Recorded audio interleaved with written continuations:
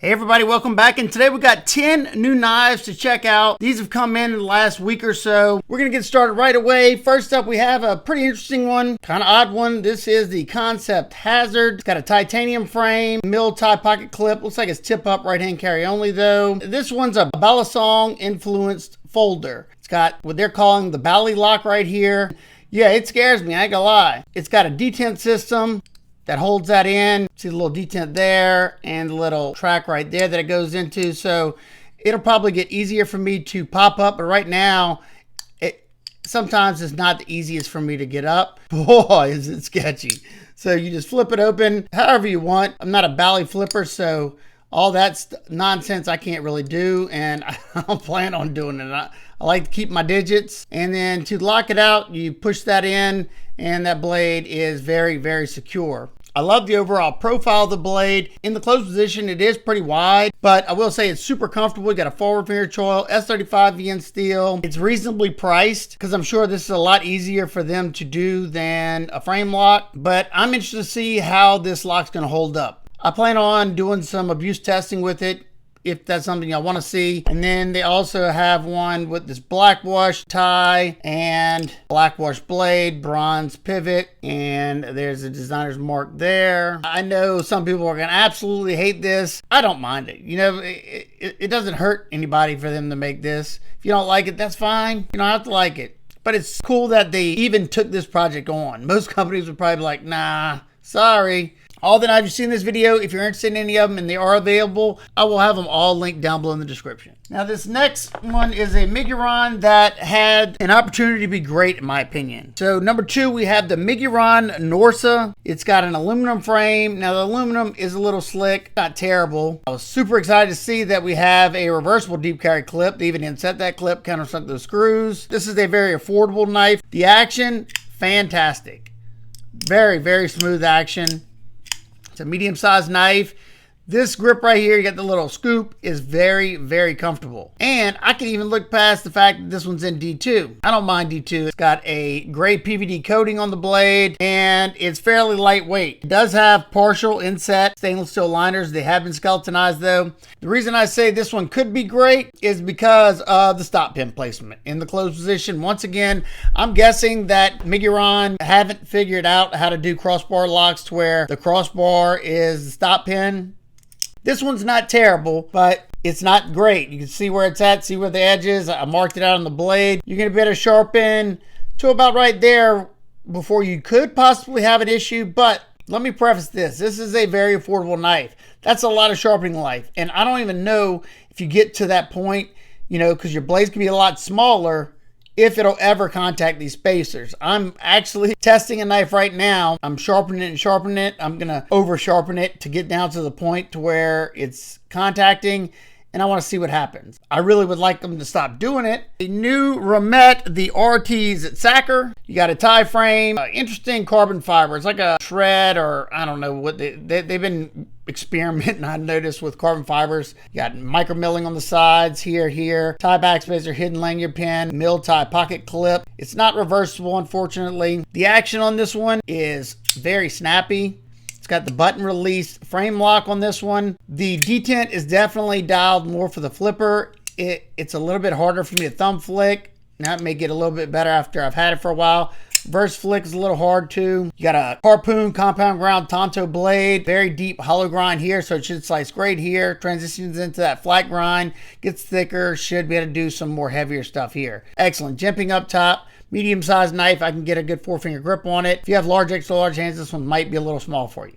Very smooth action out of box. Sharpening choil is, it looks like you're gonna have a decent bit of sharpening life. They brought the plunge grind back pretty far.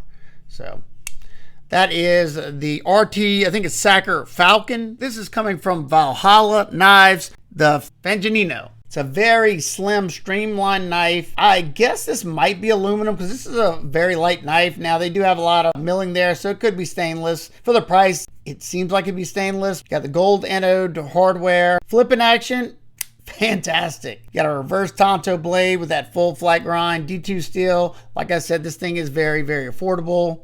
Pocket clip, is a little strong, and there is a hole underneath there, weight relieving. It's the same hole as this. Kind of scared my pants to get bunched up in there, but this thing's so lightweight. It's a great gym short knife. I don't know. Picked up a bunch of slim CEO style knives here recently because a lot of y'all seem to like them. So yeah, this is one of those knives. Brand new knife coming from Real Steel. This is the original one that I bought years and years ago. When this first came out, this is the Real Steel Griffin. The original came with these aluminum scales. They're a little slick, and you have this sweet looking blade. I hate the pocket clip, but that was what they used a lot of. Button lock, and this one, it's on roller bearings. It's very, very smooth, great action. And you can see mine suffered the fate of me trying to regrind. It was like my second or third attempt before I no longer had my shop. This was my original one. Then they dropped the Griffin Pro this year, I think it was. Still got that full flat grind, and I don't really know why I reground it because these are nice and thin. This version has this very grippy micarta, beautiful action, nice stone wash finish on this one. That one had a satin finish. Still got the funky pocket clip though. It's a Carson design, 14C2010. Stupid smooth action, snappy action. Unfortunately, these are both tip up right hand carry though. Well, we got a brand new version. This is the brand new Real Steel Griffin Ultimatum edition. So you have this sweet texture milled in the tie. I will say, from my hands, it's almost too grippy. I just got it the other day, but it's pretty darn grippy. Your fingers aren't going anywhere. Got that dark blast on it. This version has a blind screwed milled tie clip. So you got a decent bit of tension there. There's no flat spot. This is gonna be a pocket shredder. I may, after I review this one, take this off and put some JB Weld like old Nut and Fancy did back in the day so it doesn't shred up my pockets because I love this knife. So you have the blade hole. Beautiful action, very snappy. This one has a full flat ground satin blade, nice thin grind. And what was kind of exciting besides the tie on this one is, and I think this is the first time I've seen them use it, this one's in Van X Super Clean. Nitrogen-based steel, you don't have to worry about it rusting. These have great sharpening choils. You can better sharpen it right there. The HRC on the Van X is 60 to 61. These are available now. Excellent jimping up top, smooth out of the box. The action on this thing's so snappy. It's got the secondary switch lock. It does require a decent bit of force to go up because I usually don't like to see those. If they get sloppy, then it'll lock you out of that button lock. In the closed position, it doesn't do anything because you can't fully engage the lock. But in the open position, if you engage the lock, you can't depress that button. Got a perfectly centered blade.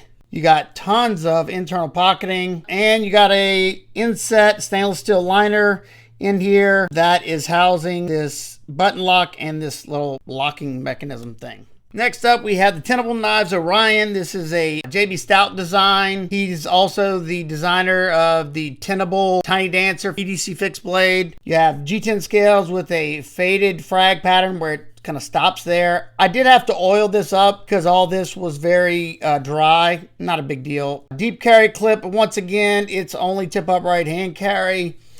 Flipping action is really good. You got that somewhat like a scimitar looking blade, harpoon, whatever you want to call it. Nice satin finish. Your blade steel on this one is 14C28N.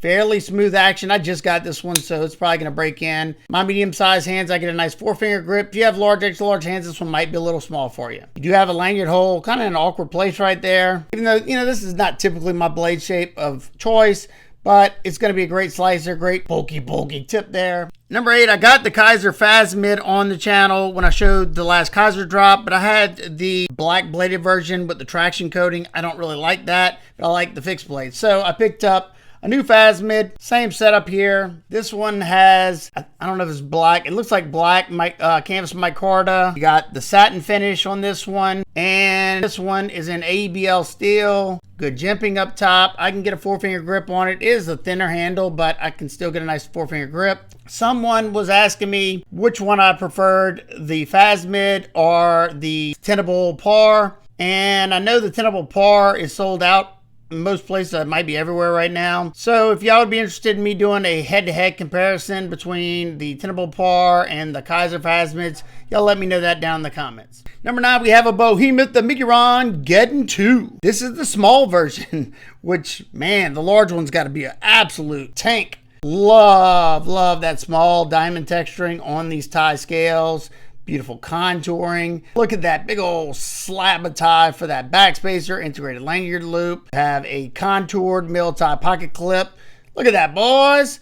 And they put a flat spot underneath that pocket clip so it's not a pocket shredder. Put that lock relief on the other side and we'll be golden. This thing weighs about 3 pounds. No, it's hefty though, because you got a lot of tie and one massive compound ground clip point blade, DLC coating, M390 steel. This thing is a whopping 1/4 inch thick, but I will say I've tested, I think 3 now of Miguron's big old beastly blades like this. Last one I tested that I think had a 1/4 inch stock, I had a hollow grind and it still performed really well. You definitely do some prying there. But being you got this hollow grind, they were able to get it down still decently thin, so it's going to slice well. It's comfortable because that fills out the hand very well. Once again, though, tip up, right hand carry only. Beautiful action. You can reverse flick off that fuller. You can thumb flick off those thumb studs. You can do the drop down, but you got to be careful because this thing weighs a lot. Lastly, we have a new version of the Remette knives. Is it the Sharp Leopard? Basically a more compact version of the Remette Swordfish, which is a button actuated. You can see those little wings like that. Button actuated gravity knife. This is the Tonto version. Got some beautiful milling. Got that carbon fiber there. If you're into gravity knives, you know, this is pretty cool. You know, I got mixed feelings about these. I like this one a little bit better because I think it's because this one's super smooth, and this one probably will break in, but let me show you. So there you go. There's the size difference. Looks like about a 1/2 inch in length. I can get a 4-finger grip, and I got some left over. This one I can easily get a 4-finger grip. This one also has that button slide. You can see those wings, and this new version has the carbon fiber inlays, just like they did on the last one, and you got a mill tie pocket clip, that 3D milling on the tie, and once again, gravity knife locked out whenever those little wings go underneath there. Whenever I did the testing and I was batoning with it and stuff, it could handle it for sure, but you got to make sure that those wings are sitting underneath that channel, because if you try to do that, a lot of times, look, you see that now, a lot of times it doesn't make it all the way out, or it's bouncing back. Now it's locked out. Y'all let me know what y'all think about it. Definitely interesting. I like the fact that Remette tries to go outside the box. That's awesome. I'm all for that. M390 steel, their pearlescent finish.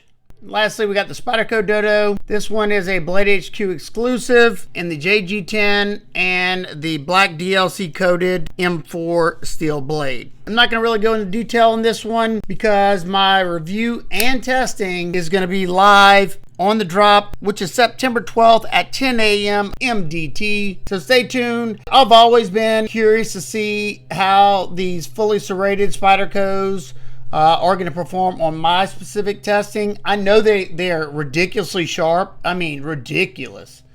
This thing feels great in hand. It's a funky looking one. I do have one pretty big issue right out of the box, but y'all gonna have to stay tuned. Like I said, I'm about to be reviewing this one very soon. These are made in Golden, Colorado, USA Earth, baby. Yeah, the Dodo was first released in 2003. I still remember it like it was yesterday. And it's definitely polarizing. Some people love it, some people hate it. So, yeah, stay tuned for that review if that's something you're interested in.